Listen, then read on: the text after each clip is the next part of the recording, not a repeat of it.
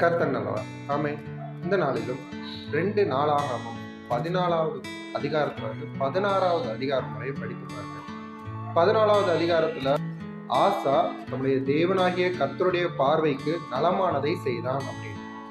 இந்த நலமான காரியம் அப்படின்னா என்ன அப்படின்னா, அவன் அரசாண்ட காலத்துல அந்த தேசத்துல யாரெல்லாம் அந்நிய தேவர்களுக்கு பலிபீடங்களை கட்டி அவர்களை வணங்கினாங்களோ அந்த பலிபீடங்கள் எல்லாவற்றையும் தகர்த்து போட்டான். இந்த காரியமா இருந்தாலும் சரி, தம்முடைய தேவனாகிய கர்த்தரையே சார்ந்து கொண்டிருந்தான்.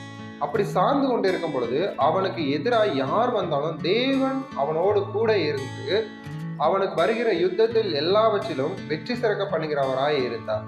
இப்படி இருந்த ஆசாதான் 16வது அதிகாரத்துல சொல்லி இருக்குது, தேவனை விட்டு ஒரு மனுஷனை சார்ந்து கொண்டான் அப்படின்னு.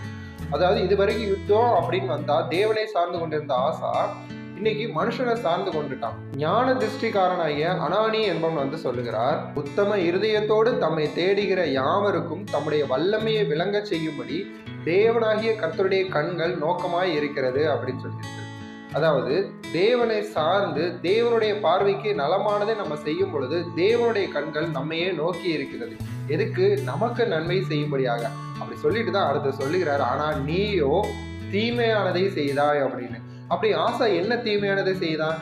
தேவனை விட்டு பிரிந்து மனிதன் மேல நம்பிக்கை வைத்தான். இன்னைக்கு தேவன் உங்களுக்கு சொல்லுகிறார், இந்த காரியமா இருந்தாலும் சரி தேவனை சார்ந்து கொண்டிருங்க. மனுஷனை சார்ந்து கொண்டிருக்கும் போது முழுமையா ஜெயம் நீங்க பெற முடியாது. கர்த்தர் உங்கள் வாழ்க்கையில நலமானதே அருளணும் அப்படின்னா நீங்க தேவனையே சார்ந்து கொண்டு இருக்கணும். ஏன்னா தேவனுடைய கண்கள் பூமி எங்கும் உலாவை சுற்றி திரிகிறது. எதற்காக அப்படின்னா தம்முடைய வல்லமையை விளங்க பண்ணும்படியாக. அந்த வல்லமை உங்க வாழ்க்கையில நலமானதை கொண்டு வரும், நிறைவை கொண்டு வரும், ஜெயத்தை கொண்டு வரும். சரி, இதுக்கப்புறம் என்ன நடந்துச்சு?